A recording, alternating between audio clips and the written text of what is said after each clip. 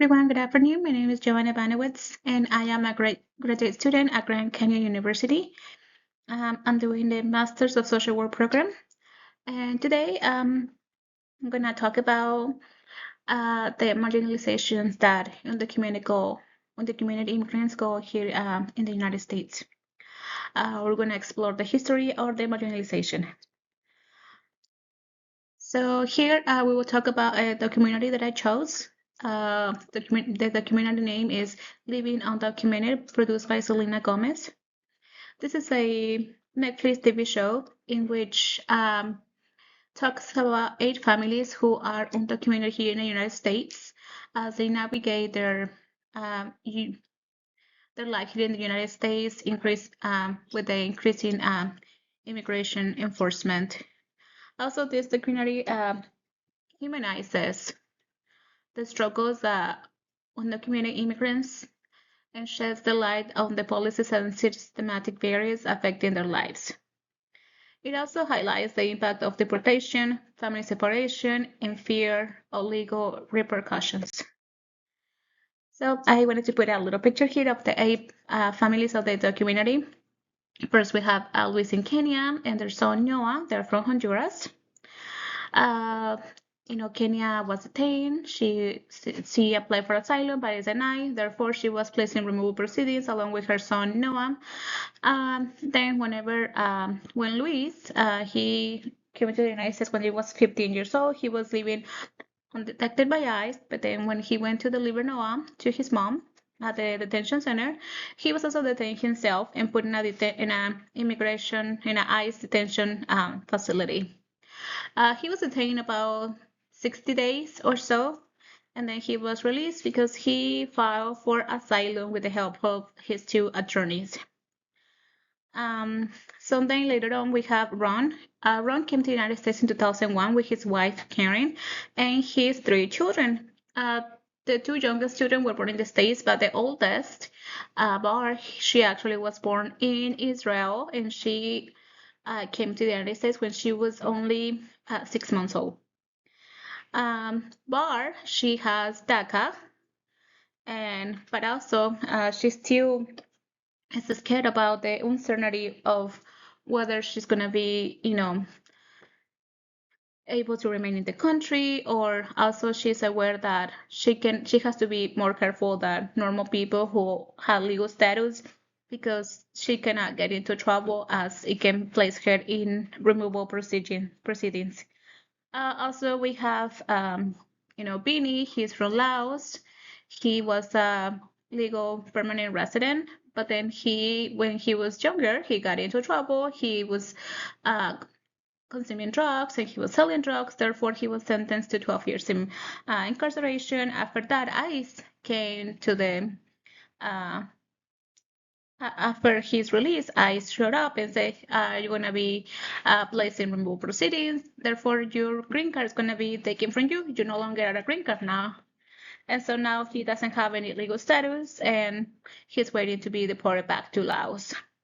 We also have Roberto and Consuelo and their children. They came from Colombia in the early 2000s.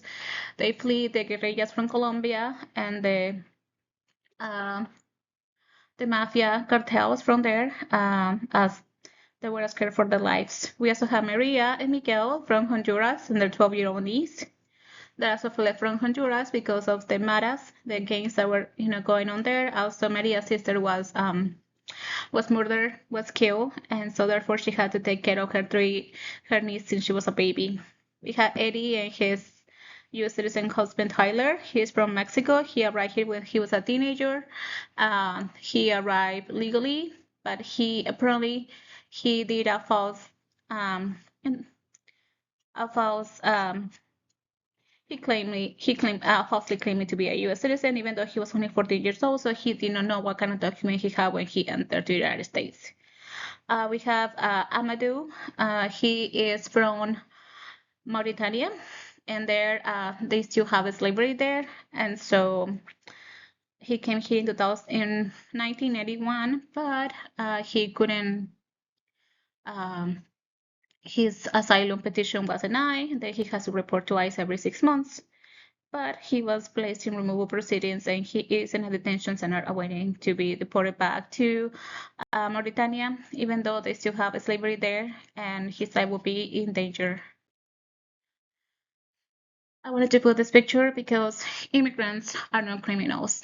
I am also an immigrant myself, and I know firsthand the struggles we had to go through to enable to obtain legal status, or also the stereotypes that people already have. So, they see a Mexican, they already think we are illegal, and so it is sad. For example, in my personal story, I married my husband. He is Caucasian. We are a biracial family. At the beginning, when we first started dating, his family was very concerned because I was from Mexico, and just because I was from Mexico, they thought I was illegal in the country, even though I was here on a tourist visa. Then I lived in my country. We had a long distance relationship. Then we got married in Mexico. Eventually, I immigrated to the United States, but it took a long time to come here. A long time. It was a tedious, expensive, and very long process. So, yeah, it's not easy as well when you want to do it the right way and come here legally. Um, also the key aspects of this the community about living undocumented is the fear and uncertainty. Families who are undocumented, they live in fear of deportation and separation. You also have family separations when parents that have children born in the United States, they had to leave, but the children have to remain in the country. Also, there's barriers to legal status. The immigration laws make it difficult for families to adjust their status. And of course, the mental health impact, trauma, the anxiety, and the stress that affects undocumented individuals, particularly children. And so in 2017, when President Trump, was the administration of President Trump, they had a zero tolerance policy in which families were separated.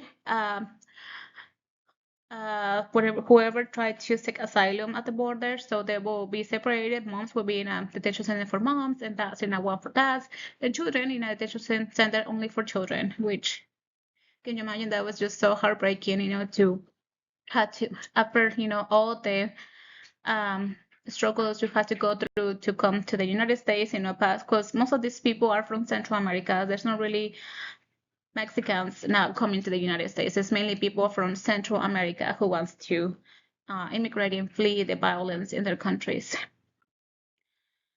So the extended detention causes a lot of trauma in children. There was a recent study who highlights the severe emotional distress due to prolonged stays in detention centers. All the insanity, the separation from their parents, they're so little, and so they don't know anybody. They're also strangers, and of course, they don't know the language, and that takes a toll on anybody, especially for young children. Also, talking about the marginalization of undocumented immigrants, they have healthcare disparities, and also they don't really have access to social services. They want to go to the doctor or go to the hospital. They have to provide, with their insurance or security card, and they don't have any of that. And a lot of times, they don't even want to go to the doctors here because they're afraid, they're going to be on the eye in the loop or eyes. Also, they had to go through a lot of struggles of their jobs because they don't have papers, and so they had to endure work exploitation, mistreatment from their employees, and very, very low pay.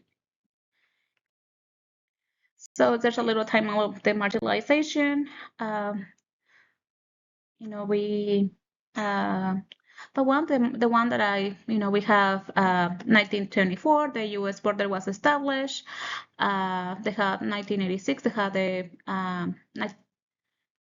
1942, the Basel program. The Mexican laborers were allowed to come to the States, but also they were not given legal status. And after that, United States started to prohibit to hire undocumented workers. And also in 2000, I'm sorry, in 1997, during the Clinton administration, the permanent bar law was enacted, meaning that any immigrant who falsely claimed to be a U.S. citizen would never gain a legal status. And sometimes immigrants, they're just like with the I-9 work authorization, they're filling it up. They just put U.S. citizen. Okay, they can just check that, but they are not aware of the legal consequences and how this will have an impact in their uh, path to obtain legal status. Well, this is the story of Kenya and then Amadou, Mauritania.